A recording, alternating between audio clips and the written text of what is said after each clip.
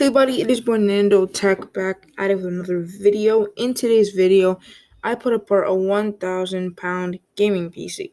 So guys, just before we get started, I'm sorry for not posting for a couple of days. I know I haven't been the best at uploading, but the thing is, I have been waiting for a lot of equipment for for my new setup, which I'm gonna be not. I don't think I'm gonna be making a video on it, but I probably will be reviewing a couple, or like at least showing the parts that I'm gonna be using in my setup and stuff. So yeah, it's probably gonna be like next week that I'm gonna get every single thing or by next week. So yeah, stay tuned for that video. And the reason I what the reason why I made this video was because I mean, one of you guys commented, "Can you make a 1,000 pound gaming PC?" And I'm like, sure. I mean, I haven't made a video on pound like using pounds, but I mean, let's try it. And just before you guys go into the comments, like why you have to make it like I really like I'm pretty interested into it, and like I want to learn a little bit more about it because who knows. And yeah, this is a performance over beauty PC, which means that it won't have the flashiest case, but it will have some pretty good parts. And yeah, guess let's get right into it. So for the CPU, I said to go with the AMD Ryzen 5 3600 6 core 12 thread gaming CPU. And I decided to go with this one because it is as well really well priced in the UK at 160 and 59 pounds, which is about 175 or 180 in the US, which is pretty good. It's the same price as in the US, and it's from Amazon.co.uk, which I don't. It's pretty weird. Why don't you just call it Amazon? But that's fine. And yeah, it's pretty good. It's the 3600, which is pretty good, and its core clock is 3.6 gigahertz, and its boost clock is 4.2 gigahertz. Its TDP is 65. It is SMT ready, yes. And yeah, it's pretty good. It's Zen 2, which is the newest AMD microarchitecture, and its Matisse core family. It's AM4, and its max supported memory is 128. It's gigabytes of RAM, and its lithography is a 7th nanometer one, which is pretty good for the price of 159 pounds. Now, I decided to go with a CPU cooler because I would like, if you guys wanted, you can overclock to those 4.2 gigahertz, which is the reason why I decided to go with this Cooler Master Liquid Light 240 millimeter CPU cooler, because it is only 42 pounds, which is really cheap. And the cheapest CPU cooler from Cooler Master in the US is about $64 on Amazon, which is actually not the worst deal, but it's okay. But you can also buy it on Amazon for like 53 pounds, 54, I mean.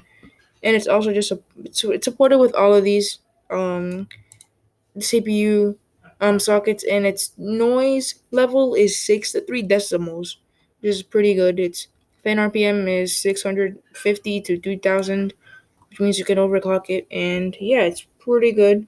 True Cooler Master, which is a very good brand, it's gonna be pretty good for overclocking. And yeah. So as a motherboard, I decided to go with the cheapest XF70 board. I know it's not the best thing that you should do. It's not the thing that you should do, but it's pretty good, I guess. And this is a BioStar X570 GT Micro ATX motherboard. Because I decided to go with this one because it supports up to 4,000 megahertz of RAM. And also, you can, if you wanted to, you could go with a micro ATX case instead of a ATX case, and it actually looks pretty good. It doesn't look the flashiest, obviously, because it's only 120 pounds. As I said, well, I'm gonna show you the price now, but it is Ryzen 3000 supported, which is pretty obvious, and you will also be able to, and then will also be supported with Ryzen 4000 series, which is the newest one, which is actually pretty good. And yeah, 125 pounds. Never mind, 128 pounds. It's pretty good if you're looking in to buy a X570 board. And guys, yes, I'm sorry for um using a laptop for these recordings for now. I'm just waiting for my for everything that's gonna come in, which is gonna make the videos way better. The audio quality, and it's gonna look my setup look. I mean, I don't want to talk about my setup right now, but it's gonna make it look pretty nice if I say so myself.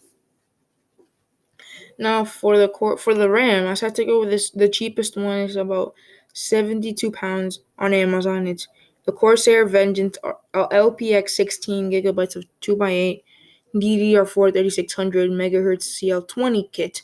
Because I mean, it is 3600 megahertz. It is £72. It is 16 gigabytes of RAM. Yes, but I mean, it is pretty good for £70, which is about what $80 on Amazon.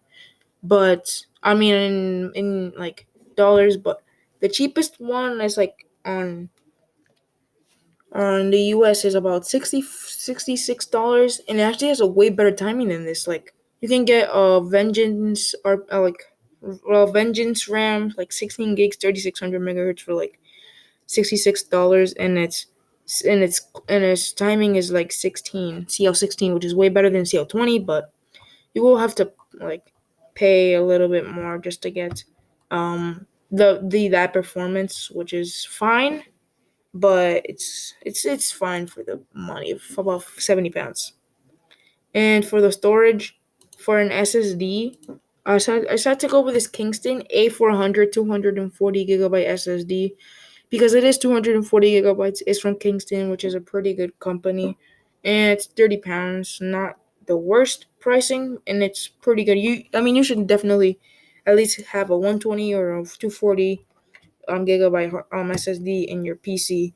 And for the main storage for all of our games, I decided to go with this one, the Seagate Barracuda Compute 2 terabyte, 3.5 7200 RPM internal hard drive. Because it is 2 terabytes, it's 7200 RPM, which is it's the fastest one for hard drives.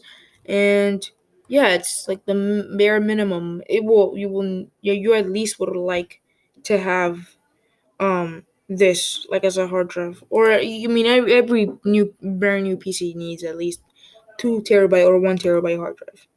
And for the video card, this is the best that I can do. It's this Gigabyte GeForce RTX 2070 8 GB WINDForce 2X video card, because it is a 2070 and it's pretty good. It's 2 fan, which means that you can definitely overclock.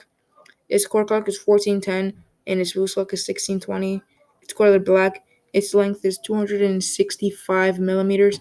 It has one HDMI ports, and yeah, it's pretty nice. You on the power will be one PCI 8 pin, which means that you will need to turn it on like that. And yeah, it's from Gigabyte. It has a really stealthy look, and it's pretty good.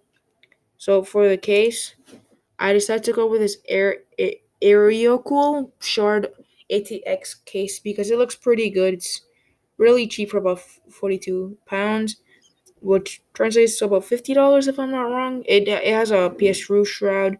It comes with a fan in the back, and it has a support in the front for 240 millimeter AIO cooler, which is the one that I went with. And yeah, it's pretty nice. It's pretty stealthy. It has if you guys knew, this PC is more performance instead of looks, which I mean still has a pretty good look right there with the little RGB thing going down the middle of it. But yeah, and to power this PC, the Cooler MasterWatt 550 watt 80 plus bronze certified semi-modular ATX power supply. I decided to go with this one because it is £60 and it's 550 watts and it's 80 plus rins. Like, it's a really good power supply from Cooler Master, which is a very trusted brand. Second Cooler Master product in the PC, and yeah, it's pretty nice. Oh, guys, I forgot to say that the graphics card is £410, and the estimated wattage is 369 watts, and the final price is 997 watts, and that's not including taxes. So, guys, if you enjoyed, don't forget to leave a like, subscribe. I'm on the road to 1,000. I already have 119. So, if you guys can do me the favor of subscribing and sharing it to all your friends, that would be awesome. That would mean the world to me. And yeah, guys, it's been nice in this video, and tomorrow I will be dropping the cheapest PC that you of with brand new parts that you can buy. Someone dare challenged me to do this, so I will be doing it tomorrow. It's gonna be coming out around the same time as this video is. So yeah, guys, goodbye.